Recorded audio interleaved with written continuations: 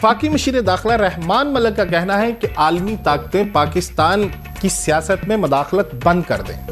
रहमान मलिक साहब, अगर आप खुद पाकिस्तान की सियासत में मदाखलत बंद कर दें तो हो सकता है पाकिस्तान के हालात बेहतर हो जाए। नाज़रीन, हमारे ज़का अशरफ साहब ने मुसलसल 6 माह मेहनत की, तब जाकर पाकिस्तान और इंडिया की क्रिकेट की बहाली हुई है। लेकिन इंडिया में भी मदाखलत करने वाले तो मौजूद हैं। जी हाँ, वबाल ठाकरे की बात कर रहा हूँ। उनका कहना है कि पाकिस्तानी क्रिकेट टीम उस वक्त इंडिया आकर खेल सकती है जब वो खुद बैटिंग कर रहे हो और पाकिस्तानी क्रिकेट टीम को इजाज़त होगी कि वो सिर्फ फील्डिंग करें। ये वबाल ठाकरे साहब किस तरह के बैट्समैन हैं इसका तो हमें पता नहीं, लेकिन वो क्रिकेट की बहाली पर इतने सीख पा क्यों हैं, आइए उनसे पूछते हैं। वबाल ठाकरे साहब, वेलकम टू द शो। सुसरे तो खुद ही होगा। मेरा मतलब है शो में आपका स्वागत है। अच्छा, धन्यवाद, आपका भी स्वागत है। सुना है आप पाकिस्तानी क्रिकेट टीम के दौरे भारत से खुश नहीं है। देखिए, भगवान ने हमें बड़ी फब्बे कुटनी मिट्टी और सड़ियल आत्मा से बनाया है। मैं कभी खुश नहीं होता, भले मेरी लॉटरी निकल जाए। आप बस अपनी टीम भेजे। इसका मतलब है आप क्रिकेट में दिलचस्पी रखते हैं। क्रिकेट से तो हमें इतनी दिलचस्पी है कि सारे भारत का कूड़ा क्रिकेट इकट्ठा करके बैठे। बाकी शिवसेना के सदस्यों की आशा है कि पाकिस्तानी टीम भारत ना आए। क्या आप सिर्फ पाकिस्तानी क्रिकेट टीम के दुश्मन हैं? बिल्कुल नहीं, हम अमन के दुश्मन हैं, अकल के दुश्मन हैं, मोहब्बत के दुश्मन हैं। वैसे भी पाकिस्तानियों को अपने सियासी कार्यकर्ताओं के होते हुए भला किसी दुश्मन की क्या जरूरत। सुना आप इंडिया आने वाले हर फनकार और खिलाड़ी से टैक्स वसूल करते हैं। हम भारत यात्रा पर आने वाले हर नागरिक से हाथ बांध कर विनती करते हैं कि अपना खेल और अपनी फनकारी पेश करने से पहले शिवसेना से एनओसी लेकर आओ। हमें ये बताएं कि मिसबाह हक के बारे में आपके क्या ख्यालात हैं? उस टुक टुक के बच्चे ने क्रिकेट का सारा हुस्न सर्वनाश करके रख दिया। भला क्रिकेट ना हो गई, लूडो या शतरंज हो गई। हमने तो बड़ी मुश्किल से गवास्कर से जान छुड़ाई थी, और अब ये मिसबाह। अच्छा, इसका मतलब ये हुआ कि आपको सिर्फ मिसबाह से इख्तलाफ है और किसी प्लेयर से नहीं? क्यों जी, बाकियों से क्यों नहीं? क्या वो हमारी सेना के कर्मचारी हैं? अच्छा, शाहिद अफरीदी के बारे में आपका क्या ख्याल है? बहुत बुरा ख्याल है। बॉलरों को छिके मारता है, फील्डरों को धक्के मारता है, और आउट करने के बाद सबसे पहले हमारे जीजाजी श्री शोएब मलिक जी की चुम्मी लेता है, जिसका साइड इफेक्ट हमारी दीदी सानिया मिर्जा पर पड़ता है। छिछोरा कहीं का। अच्छा, क्या आप समझते हैं कि आपके अपने खिलाड़ी आपसे खुश हैं? खुश क्यों नहीं जी, क्या मैंने उनके किट बैग में चर्स रखी थी? आप अपनी कमीना मेरा मतलब है वीना मलिक की फिक्र करें, जो हमसे पाकिस्तान की शिकायत करती है कि उसको पाकिस्तान में अपना फन दिखाने की इजाजत नहीं। महाराज, आपको गलतफहमी हुई है। यहाँ सबको आज़ादी है, रहमान मलिक हो या वीना मलिक हो, नोट दे या पोज दे, यहाँ सबको आज़ादी है। फिर इससे बढ़कर आज़ादी क्या होगी या फहाशी क्या होगी कि आप भी टीवी पे आ रहे हैं? काहे की आज़ादी है? बच्चे को मरोड़ लगे तो रहमान मलिक तालिबान को कारण ठहराते हैं। वीना मलिक मुफ्तियों पर फतवे लगाती है तो मलक रियाज अदालतों पर लंका ढाते हैं। वबाल ठाकरे साहब, आप इतने अरसे से इंडियन सियासत में हैं, लेकिन आपका कोई खास रोल अभी तक सामने नहीं आया। कैसे नहीं आया प्रभु? वो बाबरी मस्जिद का वाकया और गुजरात में फसादात बिना किसी रोल के ही हो गए थे क्या? और तो और दिल्ली के लाल किले के बाहर पाव भाजी और बेलपुरी का ठेला मेरे पिताजी लगाते हैं। नाज़रीन, हम ना कहते थे वबाल ठाकरे उर्फ वबाले जान ठाकरे ये अवामी ताल्लुकात, अमन मिशन और डायलॉग किस्म की चीज़ों सबके दुश्मन हैं। शुक्र है पाकिस्तान में कोई वबाल ठाकरे नहीं है। नाज़रीन, इन सारी चीज़ों के बावजूद एक खुशखबरी है आपके लिए। ज़्यादा खुश ना हो, हुकूमत नहीं जा रही। खुशखबरी ये है कि इन सारी धमकियों के बावजूद इंडिया और पाकिस्तानी क्रिकेट टीमों के दरमियान मैचेस होंगे, क्योंकि पूरी कौम सियासतदानों के मैच देख देख कर तंग आ चुके हैं। भाई, friendly batting, friendly bowling, friendly fielding, हत्ता के अंपायर्स भी मिले हुए हैं। मैचेस देखेंगे, लेकिन उनसे पहले मिसबाह और धोनी की गुफ्तगू देख ले। धोनी, तैयार हो जाओ, हम तुम्हें धोने आ रहे हैं। अरे बुड्ढे कप्तान, पहले अपना मुंह तो धो लो, फिर मुझे भी धो लेना। श्रीलंका से तो हार गए हो और चले हो हमसे खेलने।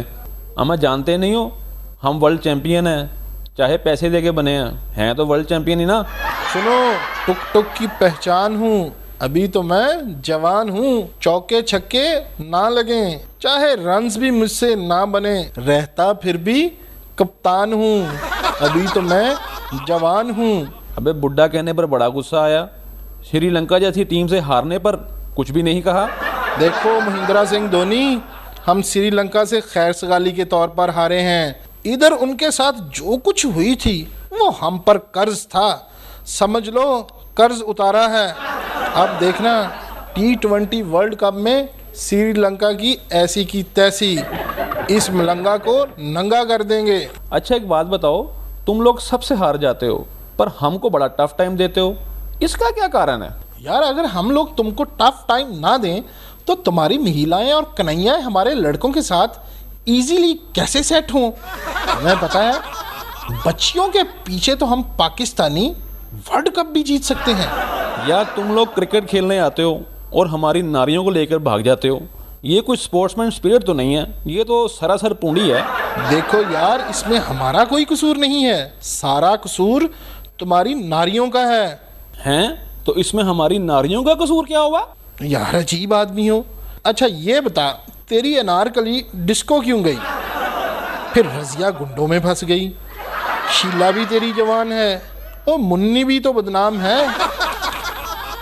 और लड़के हमारे जवान हैं। और बस कर यार, क्रिकेट में तो तू हर वक्त टुक टुक करता रहता है, आज बड़ी शाटें मार रहा है। क्या खाया भाई? बस यार खाना पीना क्या है, बस रजाक और अफरीदी का जूठा पानी पी लिया आज मैंने। अब तुम लोग बच जाओ, अब सारी दुनिया मुझे बूम बूम मिसबा कहेगी। शुक्र करे मिसबा के अंदर भी फुर्ती आई। हाँ यार सच कह रहा हूँ, आपने देखा नहीं धोनी के साथ जो गुफ्तगू कर रहे थे मिसबा, उसमें मिसबा ज्यादा फुर्तीले लग रहे थे।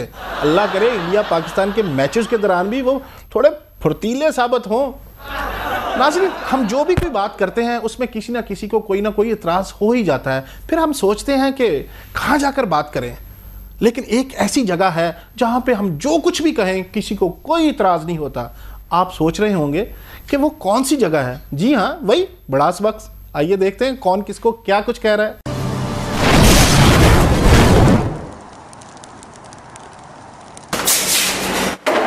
लोर साहब, गिलानी साहब की ट्रेन टाइम पर आ भी गई थी और मुल्तान भी पहुंच गई थी, बस आवाम के लिए सारे चक्कर चला गए। वो पुरानी मालगाड़ी के थके हुए इंजन, आवाम के लिए भी टाइम पर आने और टाइम पर जाने वाली ट्रेनें चला, वरना जैसे ट्रेनें लेट आती हैं ऐसी अपनी शक्ल गुम कर ले, बड़ा बना फिरता रेलवे वजीर, बोगी नंबर 10। चल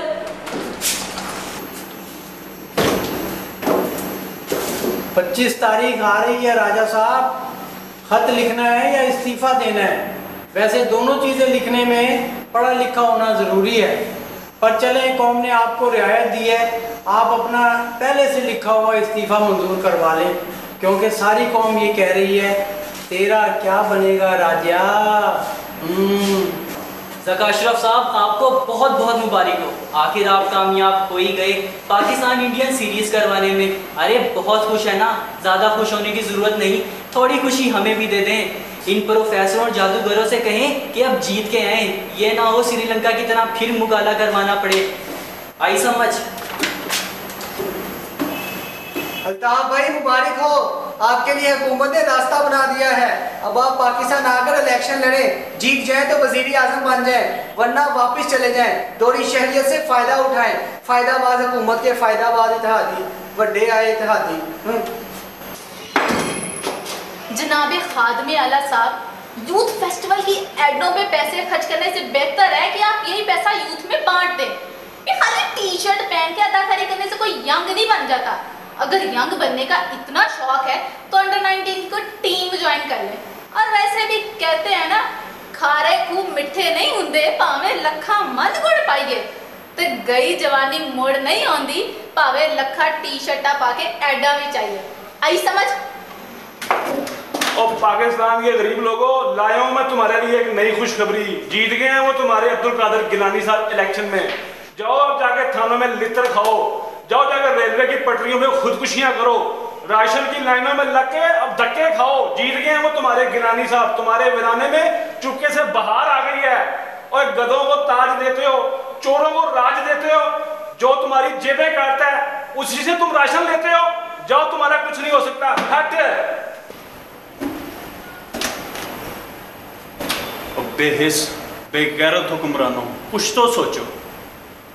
अगर एक बेकस औरत की आवाज़ पर मोहम्मद बिन कासिम सिंध आ सकता है तो तुम क्यों खामोश हो? बर्मा में मुसलमानों के होने वाले कत्ले आम पर तुम्हारे मुंह से एक लफ्ज़ तक नहीं निकला। किसी बंदे ने कोई एक एहतजाज तक नहीं किया। खून सफ़ेद हो गया तुम लोगों का। मैं तुम्हें एक बात बता दूं, मेरे मुसलमान भाइयों का खून इतना सस्ता नहीं हो सकता। कुछ ख्याल करो, कुछ तो हया करो, खुदा के लिए कुछ हया करो। माशाल्लाह, काफी संजीदा मजाक फरमाते हैं आप। हमसे पूछ कौन रहा है? जो हमसे भी बड़ा पेटू है भाई। सज्जी क्या, हम तो खब्बी भी खा लेते हैं।